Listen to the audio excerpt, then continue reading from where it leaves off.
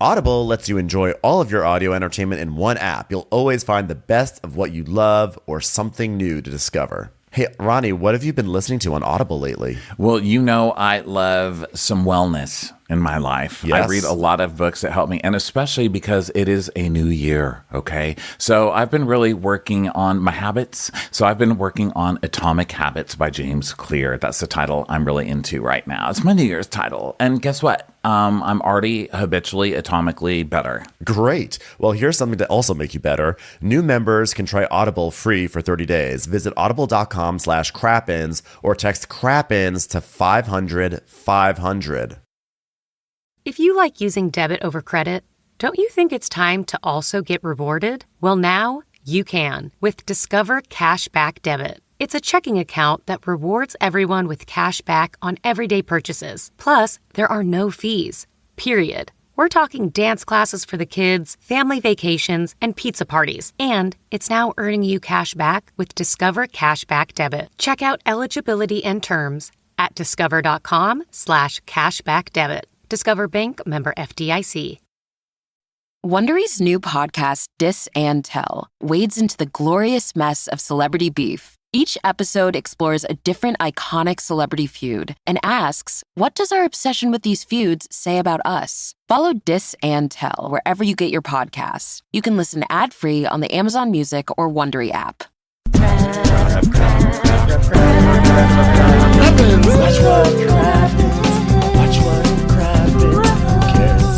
Happens when there's so much that happens. Watch what happens.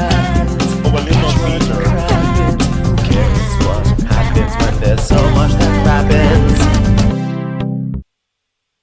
Hello and welcome to Watch What Crappens, a podcast about all that crap on Bravo that we just love to talk about. I'm Ben Mandelker, and joining me today is the hilarious and thoughtful Ronnie Karam. Hi, Ronnie. How are you? Well, hello. How are you?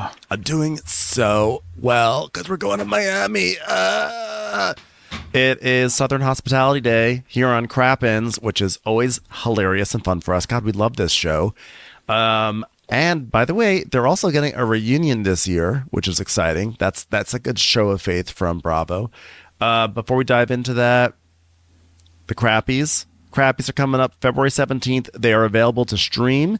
Go to our website, watchwhatcrappens.com, and you can find the link to stream it. But of course, we want you to be there in person if you can be, because it's such a big, fun party. All the Bravo peeps are there, meaning the Bravo fans and content creators and all that great stuff. It's going to be February 17th at the Palace Theater, downtown LA. Again, go to our website, watchwhatcrappens.com, to get your tickets. You can also find those links on our social media if you do the link in the bio thing.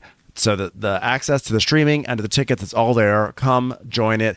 And by the way, voting for round 1 is closed, but voting for round 2 is going to open up again next Monday, this Monday, February 5th. That's coming up.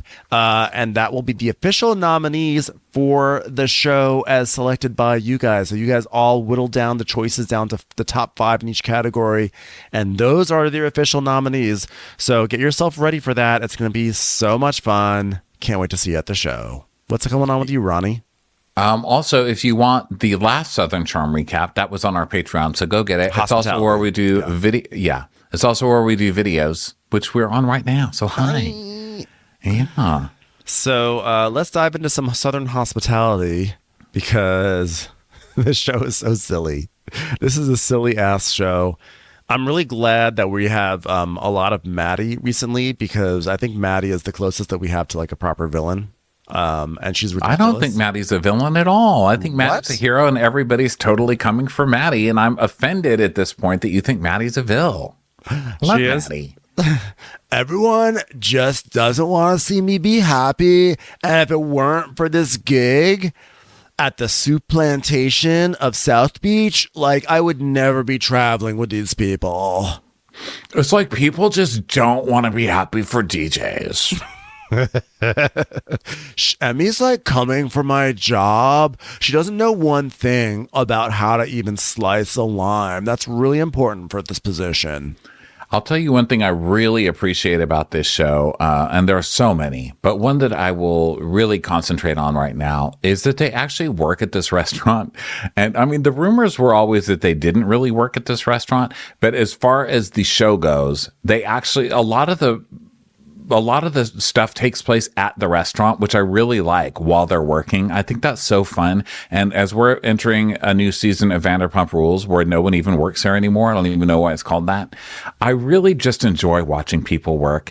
And I would suggest moving back to that for Vanderpump Rules. Listen, Katie needs something to do. I don't need to see another season of Katie coloring in a coloring book and making bad clothing decisions. When I really loved Katie the most is when she was marrying catch-ups. That's when I loved her the most. I need that back. There's a reason why Below Deck does so well on this network, because it is the same thing every season with small variations. But we get sucked into it no matter what, because it always comes down to workplace drama. It comes down to people taking advantage of other people. Like that one's slacking off at the job. That one's doing too much, and no matter how many times you see it, it's still always compelling because it's what we've all had to deal with. Yeah. And we love to judge how people are doing at their menial tasks. We love it on Below Deck. Yeah. And I think the audience loves it here too. When you just walk back in that kitchen, you're like, who's making the most effort to make a creative sign that day? Yeah. Like literally last week on Southern Hospitality, when Joey Marbles eyed the lime slicing machine and he said, "This is like my favorite thing. Like I miss slicing the limes. It was such a rush." Yeah. That's real. Okay. That's true. Yeah, there is something about just crushing those limes and getting the juice out of them. Yeah, so we open with, the shots around Charleston of what people are doing. Lucia's cutting pineapple for her kid, and Mia is in traffic doing her makeup in her car, Yeah. Safety first. While also playing Candy Crush on her phone and eating a sandwich and driving without her seatbelt, I'm sure. And then Mikkel is at Body by Brad. Body by Brad. Brad's really trying to make this happen. First of all, we already had Body by Jake, and so that's already kind of like you're leeching off that brand. And second of all... Also, we have something called the Bible, and your body is by Jesus. Okay, so why don't we not steal credit? Okay. So Mikkel's there, and he's like, "So I heard there was a blowout." And Brad's like, "Yeah, Maddi snapped. I think this video I sent her, it sent her over the edge. Like, hey, look at it. That's her boy, isn't it? Isn't that Trevor right there? Look." And Mikkel's like, "Oh Let me show you one of the 20 videos I have on my phone of Trevor getting his wiener grabbed by some thirsty lady who needs to be on the show." Sammy. Then we go over to a beer garden, and Maddi is there with her sister Meredith. I forgot about Meredith. I think we met Meredith last season too, where Meredith is like an aspiring dentist or something like that. And so I don't remember ever meeting Meredith. I think she's so cute, and she also looks like she's 12 years old. She does. She also looks, even though she looks like she's 12 years old, she looks infinitely more responsible than Maddi. She does not wear sunblock. I'll tell you that much. Meredith, take it from an old person. Sunblock is your friend, okay? You're sun damaging yourself, and you're like, what do I care? I'm never going to get old. I'm 20. I'm a dentist. Take care of your fucking... Look at me. I'm putting acid... I'm basically throwing acid at my own face to try and get rid of damage that I've been doing since I was your age. Do it. Go get some sunblock, Meredith. So Meredith asks if the beer garden has a specialty cocktail, which, by the way, you're at a beer garden. I don't know if I'm ordering a specialty cocktail at the beer garden, but, go off, as they say. And the waitress is like, "Do you like raspberry?" And she goes, "Yeah, I really do." She's like, "Okay, I'm going to get you a specialty cocktail with raspberry." Maddie's like, "Do you have anything with lamb chops?" Oh, my God. Yes. Oh, I love a lamb chop. So they talk about school, and she's like, "So what do you do in your school? Like, do you guys DJ there?" She's like, "No, I'm in dentistry school, so naturally we cut open bodies, and that's a lot. So I can tell you this much. We cut open a body, and I say, I figured it out. He's dead. Okay, this one's dead. much like my facial skin, because I refuse to wear sunblock. Okay, let me tell you who didn't wear sunblock. All of these dead people. Lots of skin damage. Was that dead person at DJ James Kennedy's show here in Charleston? Because guess what? I killed it. I'll tell you who was there. Every living person. Yeah, DJ James Kennedy and I, we both slayed, which is probably why you found a dead person in your dentist school. They OD'd on the beats. They were like, our music was killing it beats per second. Okay.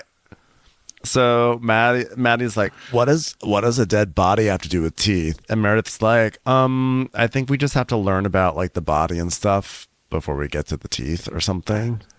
And then Maddie's like, yeah, me and my sister are like polar opposites. Like, she's going to become a dentist, and I'm more like DJ party girl, you know? We weren't really close growing up because she was like only 12 years old when I became sober, and she didn't really understand, you know, what happened in the family. So I spent a lot of time repairing bridges that I broke.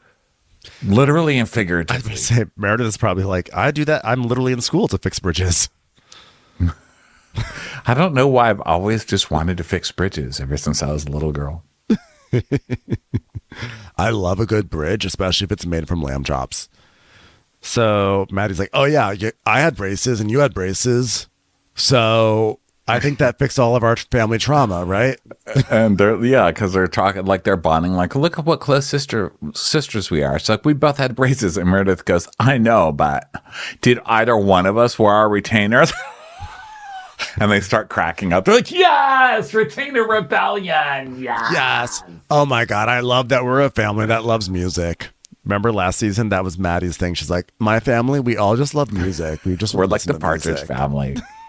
My mom plays records. My dad plays tapes. I play iTunes. It's like crazy. We're so like talented. Meredith plays dead bodies. It's always been a little weird. Oh my God. Speaking of not wearing your retainers, the people at work are like nonstop attacking me. Isn't that like crazy? It's like really fucking shitty because these are people I once considered like my best friends. And they keep on like talking shit behind my back, especially about my relationship, which I force on them for 9 months at end. And now it seems like they're sick of it. That's so fucked up. Yeah, maybe we should like split them open and stare at their organs. Just kidding. I'm just kidding. Trevor seems great. I don't know why everybody would have a problem with Trevor. Was it because of that video of his dick getting Brad just sent it to me. Body by Brad. Yeah, I'm going to be a new client of his. You know, in exchange, I'll do some, pull some teeth. So Maddie's like, yeah, I freaked out on all of them. Like I said, fuck all y'all. And Brad said to my face that he's doing this to me because I said I saw him getting his dick sucked in an alley last year. Can you believe it? Ugh. Oh, yeah? Well, let me tell you this. And she starts doing that thing where she like takes one finger and slapping her other fingers like while she counts on them. She's like, for one thing, Grace, 2, Mikkel, 3, fucking Trevor, all witnesses. So own your own shit. I was like, oh my God, be nicer to your fingers. You're a DJ. You need those fingers. I know. You need those delicate little things. Play buttons don't get pressed by themselves. So I also love the idea that there was like 4 people who walked out into the alley watching Brad get fellatio, and he like didn't react or anything. He just still got a blowjob, and they're all just like 4 people just in the audience there. Yeah. I love it. I mean, I want to move to this town. It sounds like a good town. I'm just going to say, for blowjob tourism, sounds good. A lot of things happen in back alleys at bars in this town, based on every story we've heard over the years from Southern hospitality and Southern charm. Lots of alley work, which I appreciate. So Maddi starts doing her finger snapping thing again, where she's like, 1, Brad ruined I ruined his reputation. Wah. 2, Emmy wants my job. 3, Will is cheating on Emmy, so he's just hiding away in a cupboard. 4, I'm about to go to Miami. Like 5, Oishin invited everyone. Like 6, there's like people I have a bone to pick with. I don't even know if I'm going to go over there. Yeah, it's just like so hard being Maddi when you're just a simple girl. I'm just a girl standing in front of a boy asking him to feed her lamb chops. Okay, and now I gotta deal with all this shit. So then now it's time to start packing for Miami. So Brad is packing lots of bad patterns. Yeah, And really. I mean, the pattern work on this show is not great. It's not great. It's like an ode to Florida. Everybody who packs is like just some terrible eye confusing thing. Then we go to Grace's and she's doing that thing where she sprays perfume and dances. You know, she's like Grace Lily does. She's like, hi, Jay. I'm going to the club. Mom, bye. I'm going to the club. Pussy power. Believe in me. I believe in me. No one believes in me like I believe in me. Love you, mama. Oh, honey, I love that look. Don't be late for your job. God bless. And Grace goes off. She's like, I'm single. I'm excited. My third eye doesn't have a pimple on it anymore. And this year's been really rough for me. But I'm over all that bullshit. Don't worry, Mama. My shoes are in the car. I ain't gonna walk around barefoot. Promise. Kisses. Write me when you get there. I'm going to miss you. I'm just going to the club, Mom. I know. I still want a letter from Republic. It'd be real nice. And she tells herself, because she is beauty, she is gray, she's unique, and she's one of a kind. Bye, honey. Bye. They're saying goodbye for so long when she's just going off to work. Her mom, like her twin, just standing there going, bye, honey, wavy baby. That's your tagline. I love it. I'm going to say it to your dad later. I love when the parent, like when you see the delusional child has been raised by such a delusional parent. I think that your parent, you know, no matter what I've gone through with my own parents, my mom's delusion was just always, it's still touching. It's embarrassing, but it's still so touching. Like I think back to, sure, there have been problems in my life with my parents, but all the things that they just tried to convince themselves I was good at, that I just never was. But my mom really liked to brag to people about things that just weren't true. Like she would tell people, oh, Ronnie is like a Suzuki child where he can just play any song he hears on the radio perfectly on the piano. And they'd be like, okay, Ronnie, go for it. I'm like, where do you even get that? She's so crazy. Like I would have to sit there and pretend I could play the songs. And then you like get people in this group delusion where they're like, that was great. It's not great. I never did anything. I never did anything to get that reputation. And she'll still say it to this day. Oh, thanks, delusion. It filled me with such hope. I know. That's sweet, though. That's actually very sweet. I think, you know, good parents do that. You know, like my dad will do that all the time. He'll be like, he'll just tell strangers, he'll say, you may not know this, but Ben is a very good baseball player. Very good. I'm like, I am not. Can't throw a ball. So I think it came from things I was fucking up because like in piano, I would never practice my piano, you know? And so I think my mom was just like, he doesn't have to because he's perfect. He already knows how to do it. It's like those Suzuki kids. I don't understand. What is a Suzuki kid? I don't know what that is. Suzuki is a school. It's like a type of school where kids are so like, they're so brilliant that they can just hear something and like whip out their violin and be like, and play it perfectly in key. And like, it's a training where it's not just based on written music. It's based on ear. So it has nothing to do with Suzuki cars. No, although I did drive to LA in the Suzuki car, my little red Suzuki car. Okay, back to Southern hospitality. So Maddi is at the club and she's setting up her DJ stuff because she's going to be DJing at Republic tonight. It's a huge gig, but for whatever reason, something's not working with it. Like she hasn't plugged it in. She like is missing a plug or like a USB cable or something like that. She's like, it's not working. I don't know why it's not working. Joe, it's not working, Joe. What? Joe. And so in the back, Emmy, Joe, Brad, and TJ are back there. And Brad's like, so, Emmy, you're working tonight? And Joe's like, yeah, I'm with my filler in. She goes, yeah, I am your filler in. Yes, I've got this, guys. Everyone's looking to me. I'm going to do this. It's going to be someone's birthday out there. And guess who's going to sing happy birthday? Me and my team. I'm going to tell you that right fucking now, guys. She already has 4 girls marching behind her everywhere she goes. And Chris, the manager is like, don't mess up. I'll remember this day forever because I'll tell Leah CEO and then she's going to lash me with her cat o' nine tails. Yeah, that's my only complaint for this episode. No Leah CEO. Then we get a shot of these girls, Eva and Julie, who work there, and they look like two pairs of beef jerky with really bad blonde on their head. One of them's the girl from last week who's just, we couldn't tell if she was 60 or 16, who's just like, hey, I got your back, Emmy. I think that one's Julie because I noticed her again. This is the third week in a row she's made an appearance. Like Julie is like seared into my brain from the famous uniform debacle when she walked in and she saw Emmy in pink and everyone else was in blue, and Julie just stared at her.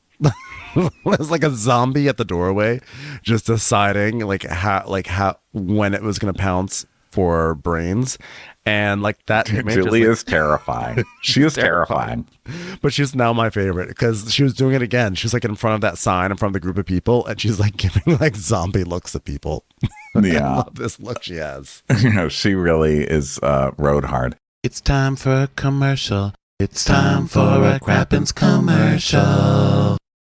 Being an actual royal is never about finding your happy ending. But the worst part is, if they step out of line or fall in love with the wrong person, it changes the course of history. I'm Arisha Skidmore-Williams. And I'm Brooke Ziffrin. We've been telling the stories of the rich and famous on the hit Wondery show Even the Rich, and talking about the latest celebrity news on Rich and Daily. We're going all over the world on our new show, Even the Royals. We'll be diving headfirst into the lives of the world's kings, queens, and all the wannabes in their orbit throughout history. Think Succession meets The Crown meets real life. We're going to pull back the gilded curtain and show how royal status might be bright and shiny, but it comes at the expense of, well, everything else. Like your freedom, your privacy, and sometimes even your head. Follow Even the Royals on the Wondery app or wherever you get your podcasts. You can listen to Even the Royals early and ad-free right now by joining Wondery Plus.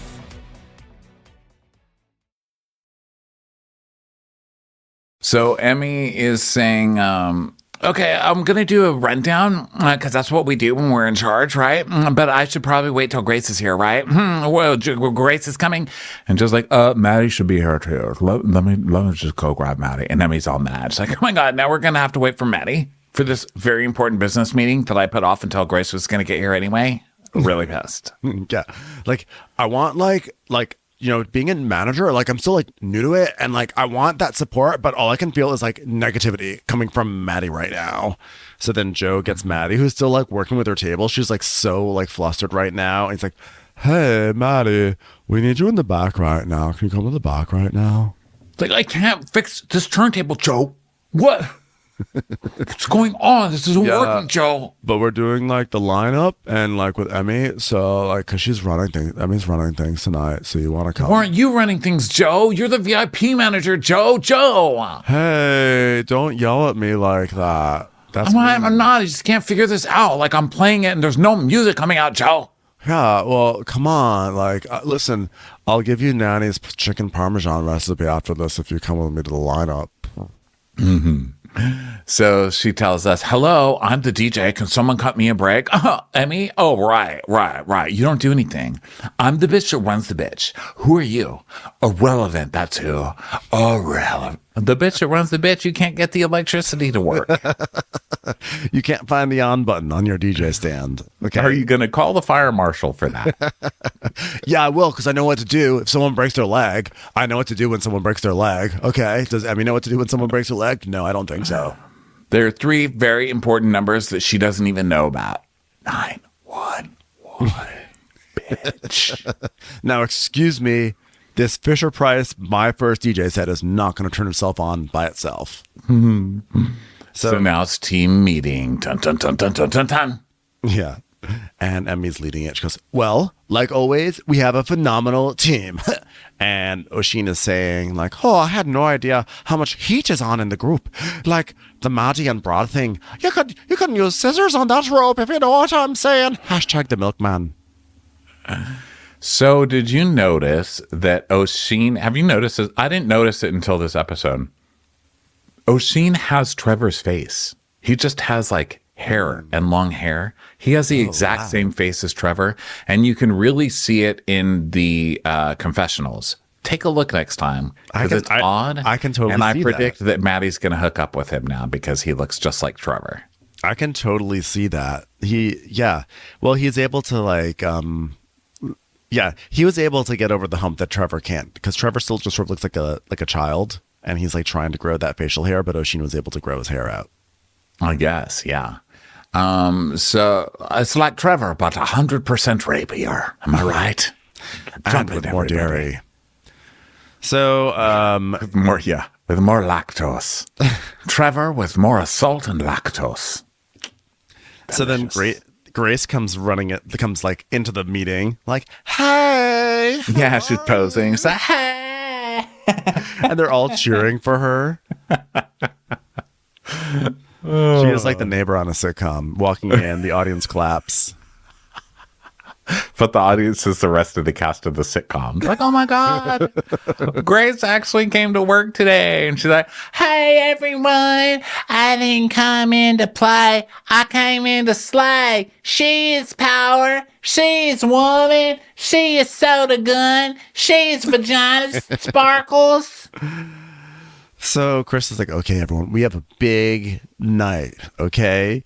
We have DJ Maddi Reese performing for us, so we got all hands on deck. And Emmy's like, oh yeah, and Eva and I, we plan on setting up extra tables because we've already been selling them. So yeah, gonna set up extra tables. And Chris is like, love that initiative, setting up an extra table. And Maddi's like, who sets up an extra table when people could be breaking their legs?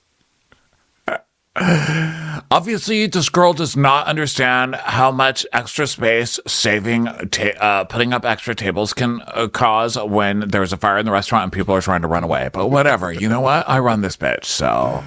Yeah, I'm going to go check up on my DJ equipment, which hopefully has turned itself on by now. So she storms out, and they're like, okay, well, the meeting's over. Well, I'm glad you left. You could have just waited. It was already over. So, Oishin tells Grace that it's been like drama city and everything, and she's like, oh no. So then she goes up to Maddi and she's like, are you excited? You're getting to play music in the same place that you normally just walk around with sodas and stuff. Are you excited about that? Seems like I missed a lot. Hey, Emmy's trying to take your job, huh? Yeah. And Maddie's like, yeah, well, she's just covering while I DJ, but it's like shady as fuck. I'm telling you, that whole group with Will, Finger Emmy, Finger TJ, Finger Brad, Finger, they can go fuck themselves with their fingers. I don't think that they even know whose kingdom they're in right now, but let me give you a hint. It's my kingdom. Yeah.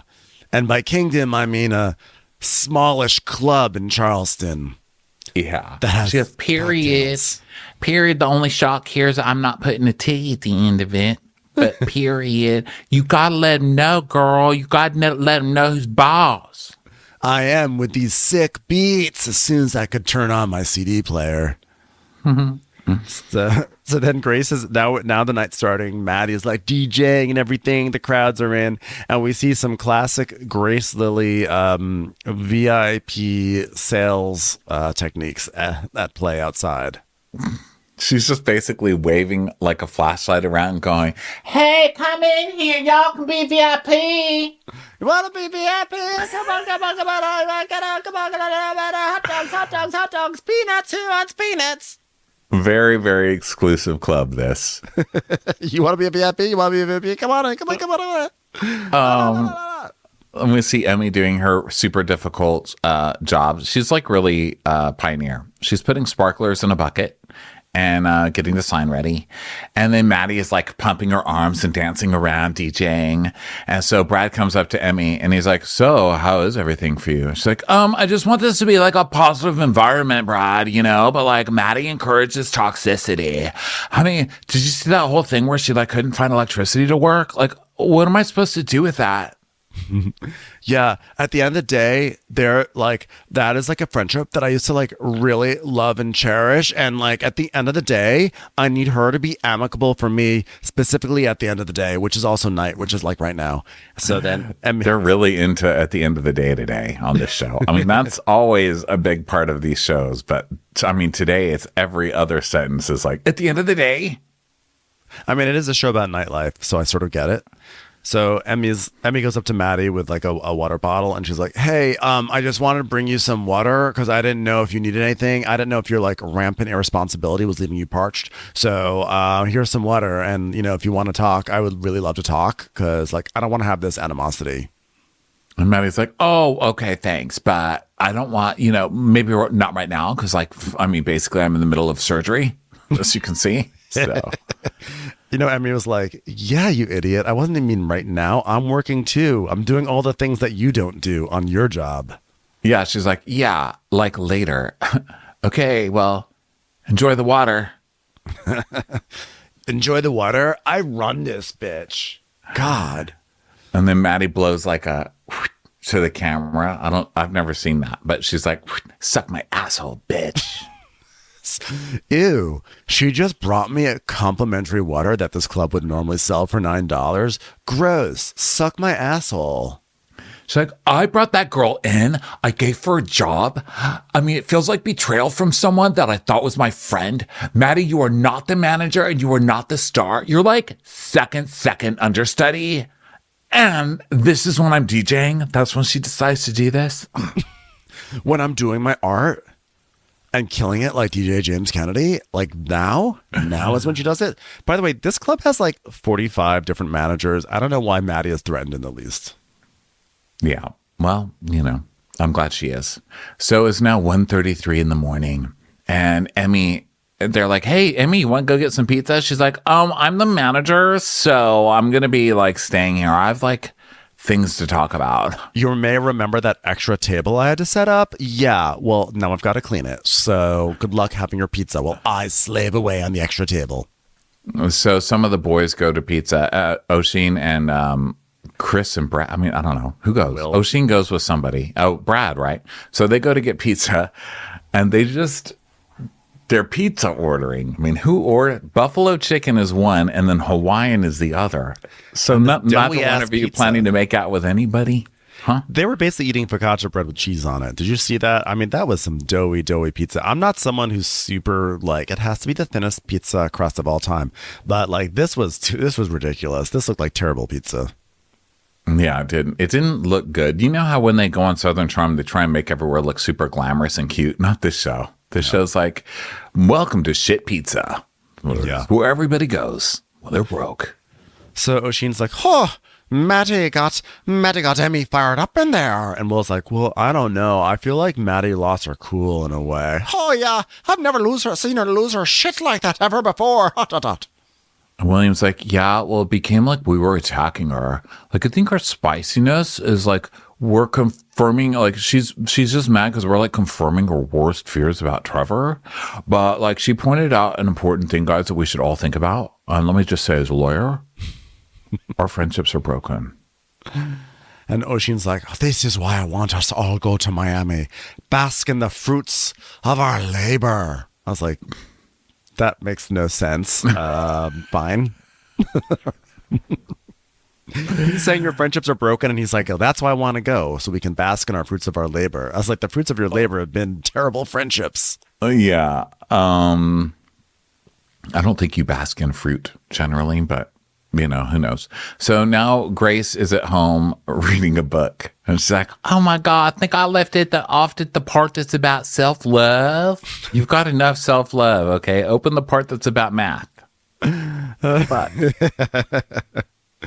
And then Emmy's making her bed, of course. That's like her new kink. And then Oishin is working out in the leopard bikini bottoms. And then he like slaps his dick, getting ready for some content, I guess. Yeah. Mia works from home, and she gets a call from Troy. And they're trying to convince us to give a shit about this, but I don't know. Some lady who works at home in love with likes a hot guy that doesn't live in town. Not really sure why I'm supposed to be interested, but she takes a break and talks to him. She's like, "It'd be great to see you, but I have to go out with my friends." And he's like, "That sucks." She's like, "Yeah, pretty much." Yeah, I've got to go on a trip to Miami with my friends, which means I'm not only going to be missing you, but I'm also going to be missing my very large curved monitor. I don't know what I'm going to do with myself. That's like the only footage they show of her, by the way. They just always show her in front of that monitor, typing away. Work in an office, guys.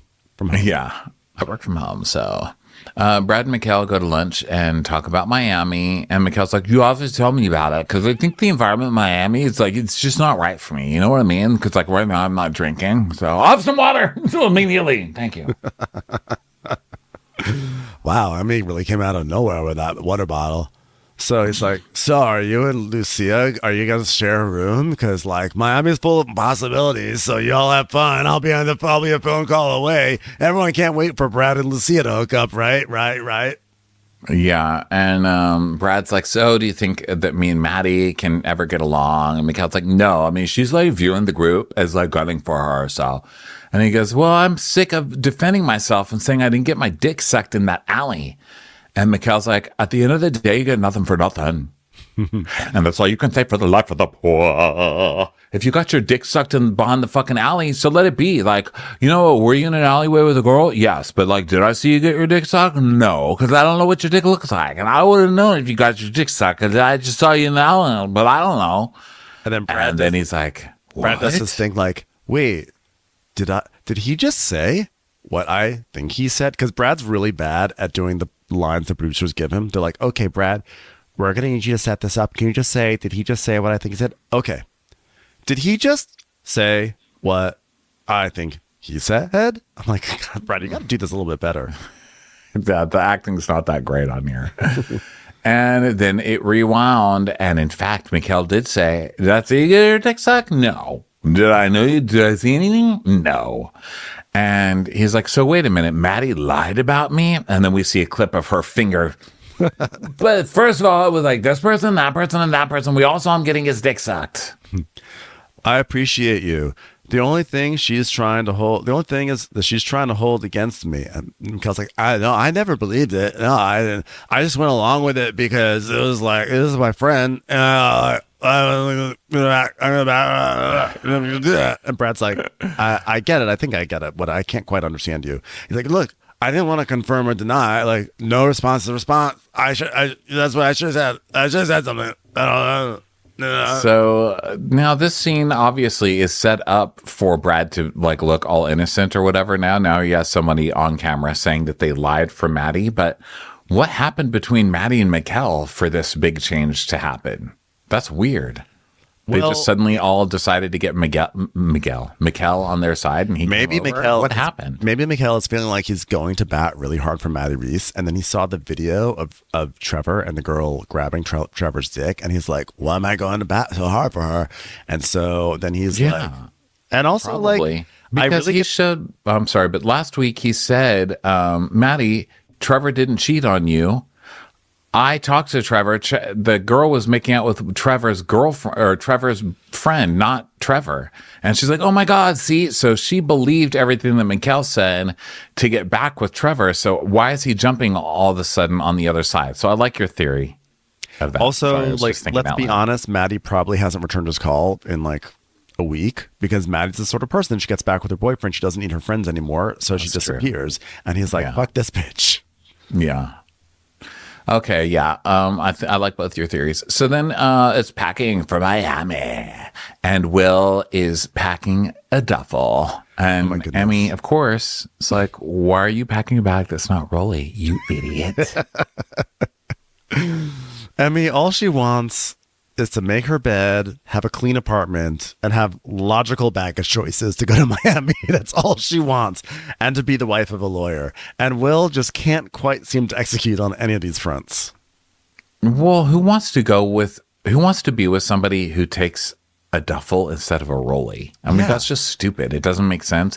And I'm telling you, if they're doing that, especially, they're cheating on you. Okay, that's basically what I'm saying. He's trying to show off his biceps and have his arm behind his head, carrying it like, you know, when you carry it like that and show off his arms. He's clearly cheating on you. This is also someone who has grown up around a regional airport and just doesn't understand how big airports can be. Now, I don't remember the Charleston airport very well, but I do know that it's much smaller than the Miami airport. You're going to have to carry that duffel bag a long way over floors that have little seashells in them, okay? You're going to lose your mind. This is a terrible idea. And also, one of your arms is like essentially broken. Just because you got out of the sling does not mean it's okay. And Emmy is like losing her mind because she's like, I've had to spend 3 months wiping this kid's ass because of his arm in a sling, and the moment his arm gets out, he wants to throw it in harm's way immediately. Like I felt bad for Emmy at that moment. Yeah, well, hope it's worth it. So Oishin is still in the same leopard budgie smugglers, which I'm glad he changed later in the episode, because every time we see him for like 3 weeks, he's in those same things. Like, change. Do you have anything else? Change, please. Yeah. And TJ is trying on his own budgie smugglers. He's like, are these too small? Do you think I could vacuum in them? So then Lucia is talking on FaceTime to Emmy, and she's talking about hooking up with Brad, and she's like, I'm a mom, so like I can't just like have somebody in here all the time, but I can have like a little temporary base situation on the trip party. I feel like this show's been trying to make Lucia happen for a while now, and I'm starting to think Lucia's just not going to happen. She seems nice. I want to like love Lucia every time she comes on screen. I mean, I like her. I think it's just hard at this point to have half the show taking place at work when some of the people don't work there. They need to rehire them back at the work so there can actually be storylines. But I definitely think this Brad and Lucia thing seems to be kind of put on. I don't like sense a ton of chemistry there. Even when they're making out, I'm like, eh. No. But they both are also kind of like very boring people. So it's like, hey, let's watch two boring people flirt. So I guess you could say that for this whole cast, mostly. Commercials. Here comes one right now. Yeah. So Emmy is like, she's saying like, you know, with like Maddi, there's like a lot of unspoken bitterness, which I like that. Normally there's like unspoken tension, but that there's unspoken, like the bitterness is there, but we're not going to acknowledge it. She's like, and I think I'm going to say something about that unspoken bitterness on this trip. Guys, there's bitterness. Finally let it out. It's been spoken of. I spoke it. They go to the airport. Oishin shows up. He hasn't slept because he partied too hard with Joe Bradley. And then we see a clip of him drinking out of a shoe, which is just, Oshin's disgusting. Okay. I mean, I think especially after this episode, we can just all agree that this guy's a total skeeve. Get him the fuck off of TV. Okay. Get him off. He's got like some charisma and charm and stuff, but this whole like, first it was grabbing Charlie's butt on Vanderpump Rules. Then it was grabbing Emmy's butt on this show. I can't believe he got away with that shit. And now this episode, bye. Wait, bye. Oishin grabbed Charlie's butt? You haven't heard that? And I guess I haven't brought it up because I keep wanting to go back and watch that episode of Vanderpump Rules to prove that it's him, because I'm not sure if this is an internet rumor or what, but I'm never watching that episode again. Okay. But apparently, you remember the episode where it was a pool party at Ariana and Tom's house, and all of what's-his-buns' rugby friends were there, and one of them was like touching Charlie, and she got pissed off at Sheena because Sheena didn't stick up for her. Apparently, that was Oishin. No way. Yeah. But I That's thought what those they're were saying. all Australian guys. Okay, well, I will. Well, he's a rugby guy. He's just from, not from there, but. I will do some investigative work, and I'm going to take a look at it. No one pulled screenshots? Like, how did no one pull screenshots? Vanderpump Rules. I'm putting Oishin Vanderpump Rules. Dun, dun, dun, dun, dun, dun. Oishin grabbing, touching women. Trigger warning. Wanted to trigger Vanderpump Rule. Oh, I don't know. Go ahead. Keep talking. Well, yeah, I'm excited. Well, I see there's something on Reddit. Why does everyone laugh this off? This guy is gross. Charlie makes it clear. Okay, I'm looking at the video right now. Is that Oishin? Okay, I'm looking. It could be the person's in a... Oh, you know what? I'm watching it. Hold on. I need to get a better angle. It's very close. Oh, my goodness. Turn around. Get a shot of him from the front. Oh, my God. Why do they only have a shot of him from the back? Come on, producers. Weird, right? And people are saying in this thread that they can't tell if it's him or not. Oh, it looks like but him. It looks like him. Someone says the other tat is some kind of band going all the way around. Just must have got it later. Well, it's got to be him then, right? They're like matching up the tattoos. I'm saying it's based on, honestly, I'm saying it's him. I think it's him, to be honest. So Well, there I've you only seen go. one shot, And then, but I think it looks a whole lot like him. So yeah, so there you go. But even if he didn't, I mean, already Emmy's ass, just on this show alone, it's like grabbing Emmy's ass and then acting like people are crazy for calling him on it. And then in this episode, he's just skeevy. Get rid of him. And he doesn't change his budgie smugglers. Out. Get out of here with your stinky crayon balls. Yeah. And he wastes milk. So, they are taking shots at the airport and everything. And Brad's telling us, he's like, I want the group to know the truth. I don't even know what I want to do with this conversation with Mikkel, because at the end of the day, you get nothing for nothing. I did it.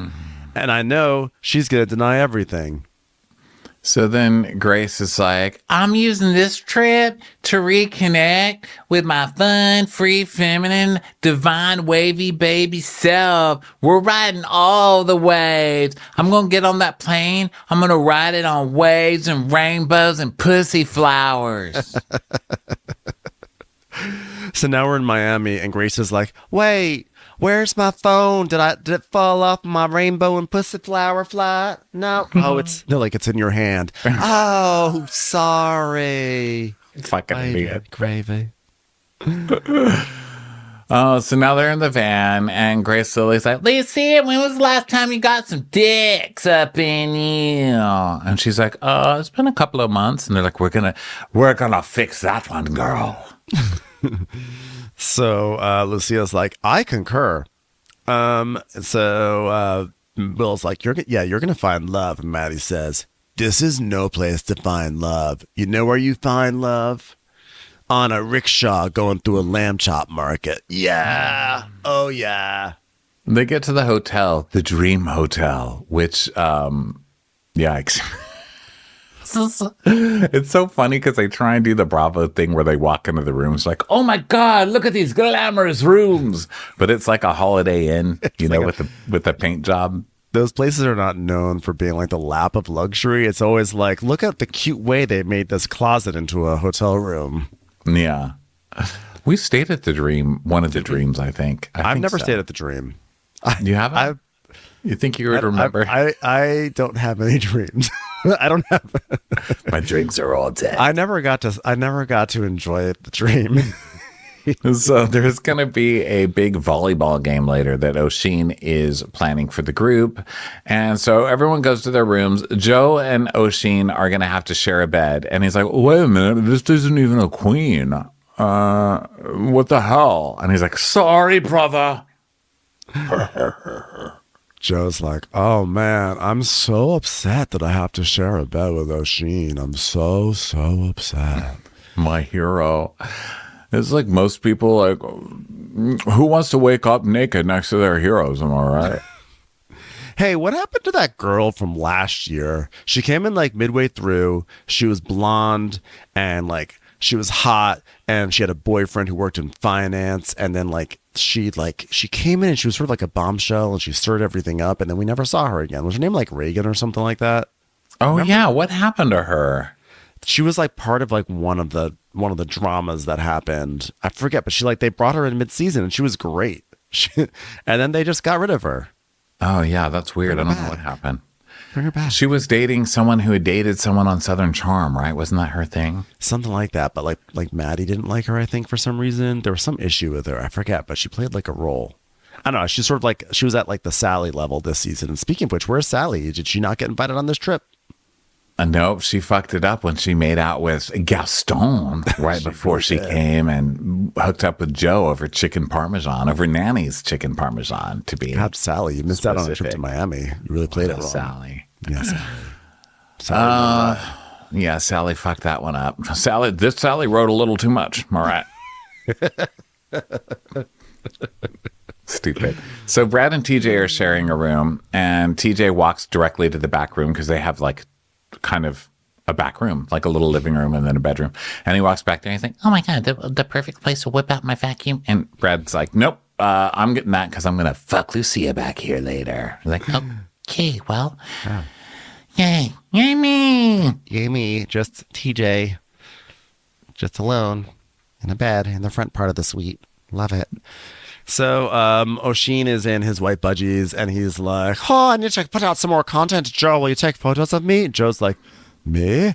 Oh, yeah. Oh, God, I'm so embarrassed right now. Yeah, do another shot like that, Oishin. Yeah, this is so embarrassing. And so Oishin just starts doing sexy shots in his little white budgie smuggler. And he's like, all right, come on, let's get into it. He's like, okay, I've had enough. He's like, come on over here. You ain't living here, Sticky. You ain't leaving. He's like, no, I'm good, bro. I'm good. So now TJ puts lotion on Brad. He's like, you're a little ashy down there. Brad's like, okay, thanks. And then he's like, God, Maddi has it out for me. Like, she's gotten madder at me than she has at the boyfriend who cheated on her multiple times. God. What do you... you're the one who has it out for Maddi. Now, I don't blame you. That is revenge. She did interrupt your extremely long-term and serious relationship with that person after saying that you got your dick sucked in the alley. That person. Yeah. That was her Who name. was it? That person. That person. I don't remember her name. So TJ's like, I don't know. What do you think it is? And he's like, I think she's embarrassed and she just wants to deflect because her boyfriend's cheating on her. How is she trying to deflect? Everybody knows that Trevor's a cheater. I don't know. Team Maddi. So Grace and Maddi are hanging out, and Maddie's like, she's like, oh my God, I need to text Trevor. And Grace is like, well, what does he think of you being in Miami? Is he threatened by the pedicabs they got down here? God, I hope he's okay. You know what they call pedicabs down here, don't you? Cars. Where's my phone? Oh, here it is. It's in my hand still. Maddie's like, oh, he's like so supportive of me being here in Miami. Like, he's like really going out of his way to like make things better. And then we cut to him giving her a box, and she opens it, and it's like little plastic beads. She's like, oh my God, just what I wanted. He's like, yeah, I went to Claire's for this. Thank you so much. He's like, I hope one day you take off this bracelet and throw it in the ocean and it gets stuck around a dolphin's fucking snout. Dick. And drowns it. My thing is that, like, I don't want the group to know about my business. What is it? Wait, what does she not want the group to know about? Like, what does the group not know? Anything about Trevor. I don't want them to know I got back with Trevor and then he gave me a plastic bracelet, because that's like our private bracelet, and that's like private to us and special. Yeah, I think she's trying to keep it private that she's back with Trevor. And she's like, I mean, if Oishin didn't book me this gig here in Miami, because he did, which we didn't mention in this recap, but he totally did, I wouldn't even be here. Because, like, girl is here to work, okay? Like, I'm not here for, like, reindeer games. I'm, like, here because bitch owns Miami. Got it? Yeah. Okay? I need to show Miami what I've got. So to that end, watch out, Crate and Barrel. I'm coming for you. 3rd floor, right by the sofas. Don't let him affect you. Don't even let him ask you. Just be like, none of your fucking business. Period. So now Joe and Oishin are talking, and Oshin's like, oh man, your mom's a MILF. He's like, bro, just saying, MILF. I love you, bro, but you cannot say that about my mom, that my mom is a MILF, okay? And by the way, that also goes for Nanny. Nanny is not a MILF either, okay? So stop it. I'm gonna give you a swirly. She's a dead pea. A dead person I'd like to fuck. I'd fuck her real good. She's dead, right, Nanny? Bro, that's too soon, bro. You can't do that, bro. Back in Maddi and Grace's, Maddi goes into the bathroom, and Grace is like, hey, wait a minute, shut the door, I still got to shave my coochie. Hold on. Sorry, I got distracted. I was preparing for my set at the Burlington Coat Factory of Miami. I own this city. Now they're meeting in the lobby because they're going to go play some volleyball. And Oishin's like, I've played rugby. I just want to start with some team spirit. So they go play, and they're picking teams and stuff. And Joe and Oishin are going to play against each other, so they get to pick their teams. Yeah. So Mia tells us that she plays in a league and she's like very competitive when it comes to volleyball. She takes volleyball very seriously, like Ariana in sketch comedy. And Joe's like, I'm going to pick people who can win. And Oishin is just like picking like the hottest girls here. I'm surprised he didn't pick my mom. Oh my God, I can't believe I said that. So they start playing and Oishin just keeps face planting into the dirt. He's terrible because he's already shit-faced. Yeah. Then he's like running face first into the net, and it's embarrassing. And Mia is serious because she's like professional, and she's like, this guy's not a natural athlete. I mean, he sucks. Oishin, you're so bad at this. And he's like, what the fuck? Oh, you didn't do shit, girl. What are you, just fixing your face the whole time back there, woman? I mean, come on now, fix it up. Look at ya. Oishin, go over there. You're annoying me. You're annoying me more than the woman who ate my burrito at the office. And Oishin is like, oh, come on, Mia. Don't be a bitch to me, I swear. I'm angry. There you go. Shut up. Shut up, you non-working at Republic slag. And so he's flipping her off, and Lucia's like, what the hell happened? And Joe's just like, just kissing me up, guys. And he's like, you got a problem with me then? And he goes up like... It looks like he's going to start fighting her. And she's like, chill out, dude. And Joe's like, wait, bro, are you squaring up with me? That's not cool, bro. Square up with me. And Oshin's like, you don't even work at Republic, so go home. And Joe's like, yo, you can't talk to a girl that way. That's like not cool, Oishin. You can't do that. They ain't got no job, do they? They ain't got no jobs, girl. Oishin is like so drunk right now. Like the wheel is spinning, but... the hamster's dead, which I don't know how that relates to being drunk, but like there's like a dead hamster in his head.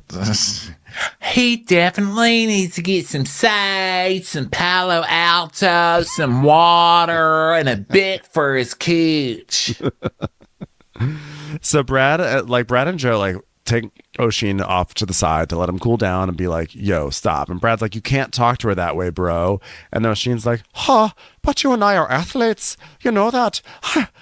I'm gonna work with it. You know what? I'll just work with it. I'll work with it. And they're like, yeah, chill out. He's like, I'm gonna chill out. I'll be a very chill Oishin. Chill Oishin. The milkman is chill. Chilled milk.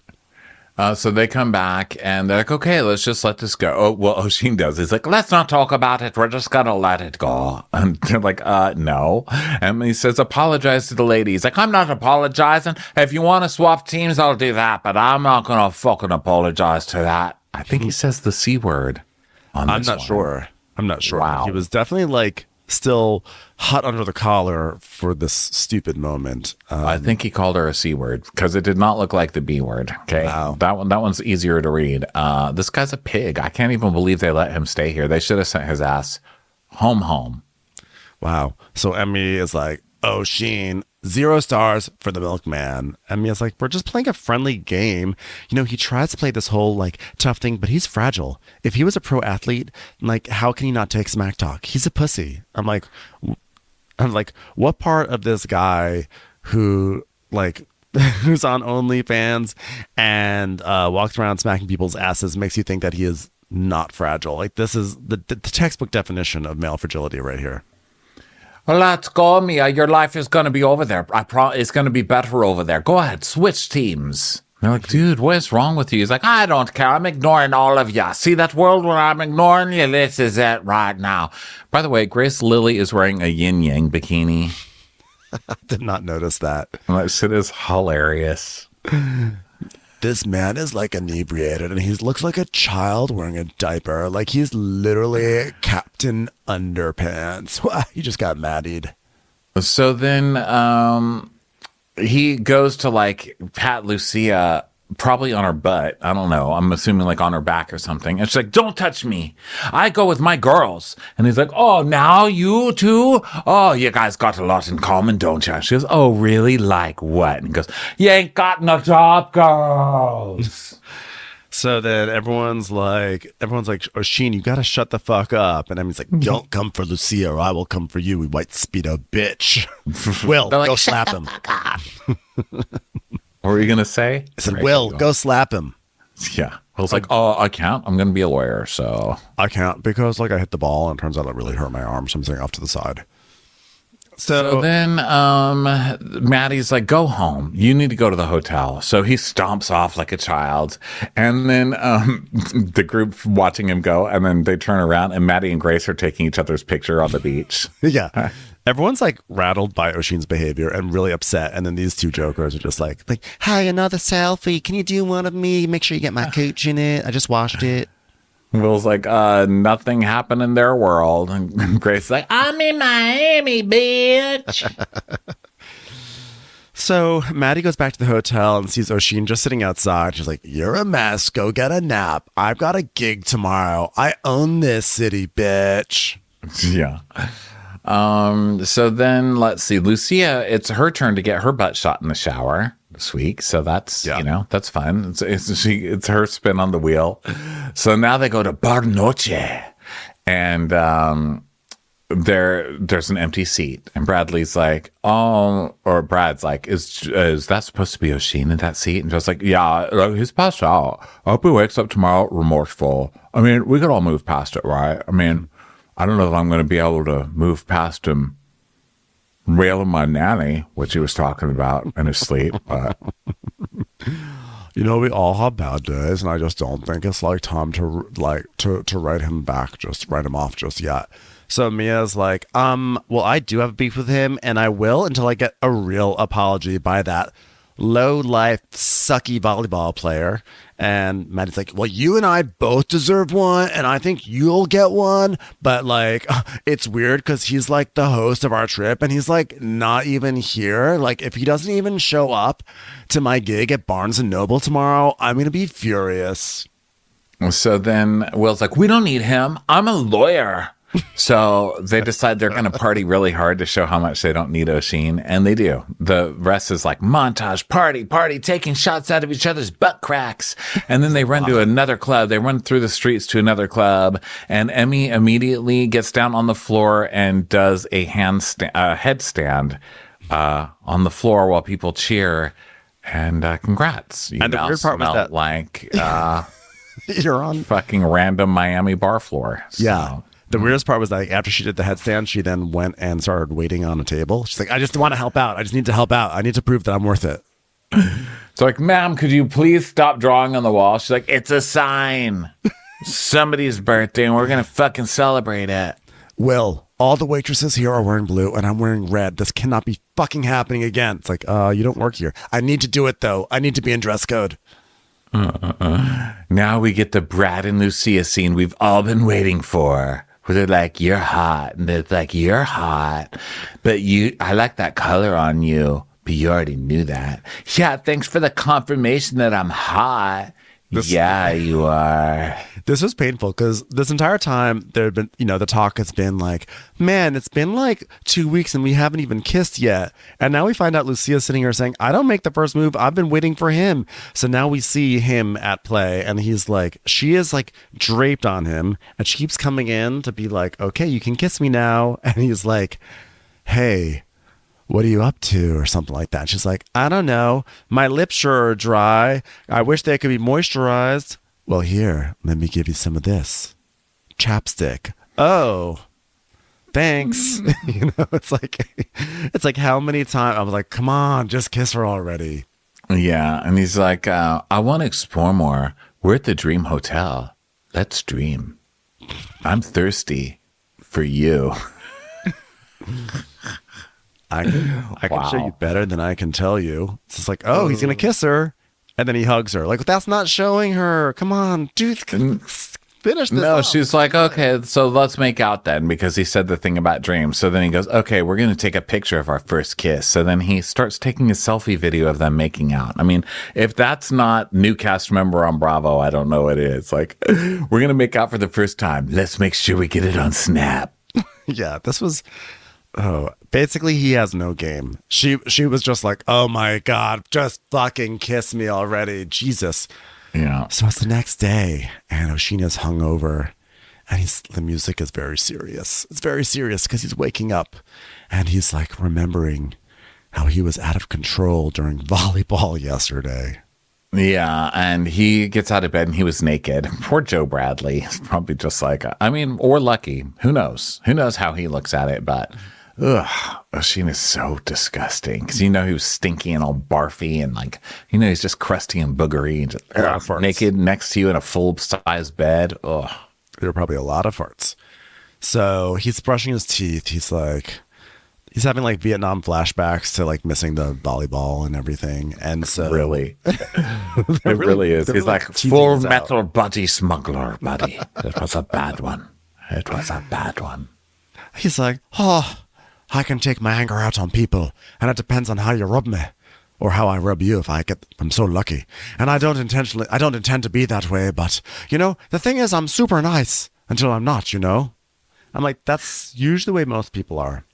If you're not being nice, well, yeah, you're nice until you're not. But also, you're not nice is calling people presumably the C word. Not sure if that's accurate. Yelling at women and kind of assaulting people. So I don't think you're kind of like, oh, I'm just kind of a bad guy sometimes. That's not really.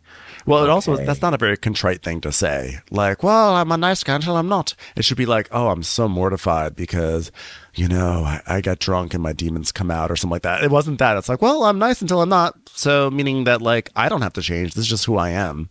And you have to deal with depends on how you rub me. I mean, not good. It's like, and so then he knocks on Mia's door and like she opens the door and his hand is like up on the door frame, which is also a little unsettling. And then it's like trying to be all sexy. He's like, hey there, baby. She's like, but it's kind of an aggressive stance, So yeah. Then it's like to be continued. I was like, oh, I don't know if this was a to be continue worthy cliffhanger because she's just going to be like, oh, you were drunk. It's fine. Yeah. Some of the stuff on these shows, I think they just need to start being like, bye, you're out. Like, you can't act like that on these shows. You need to go. I mean, you've read that whole lawsuit with Brandy and Caroline, which we'll talk about on the next Crappy Hour next week. But they came out with the stuff that Caroline's lawsuit says against Brandy, and it's bad. It is bad stuff. Yeah. And you guys have got to start taking care of this stuff sooner. I mean, Brandy's like been in trouble for that shit multiple times now, and they just keep hiring her back, And it's kind of the same thing with this. Like, how much are you going to let this one person get away with until your whole show is fucking shut down because his ass does something stupid, and criminal? Yeah. Well, we'll see. We will see.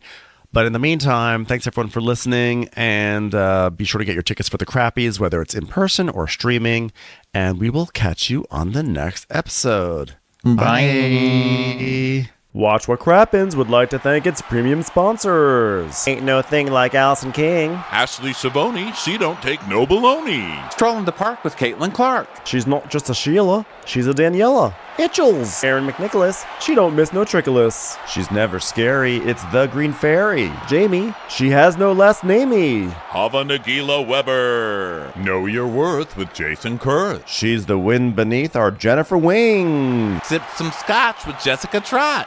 She's always supplying, it's Kelly Ryan. Kristen the Piston Anderson. Let's give a kisserino to Lisa Lino. Megan Berg, you can't have a burger without the Berg. The Bay Area Betches.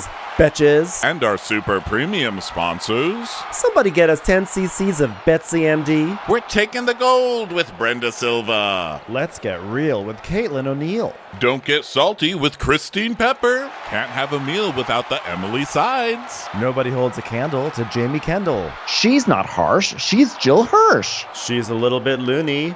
Junie. My favorite Murdo, Karen McMurdo. We love him madly, it's Kyle Pod Shadley. Let's go on a bender with Lauren Fender. We want to hang with Liz Lang. The incredible edible Matthews sisters. Give him hell, Miss Noel. She's the queen bee, it's Sarah Lemke. Shannon, out of a cannon, Anthony. Let's take off with Tamla Plain. She's quite the catch, it's Victoria Cotchett. She ain't no shrinking Violet Kuchar. We love you guys. Hey Prime members, you can listen to Watch What Crappens ad-free on Amazon Music. Download the Amazon Music app today. Or you can listen ad-free with Wondery Plus in Apple Podcasts. Before you go, tell us about yourself by completing a short survey at Wondery.com/survey.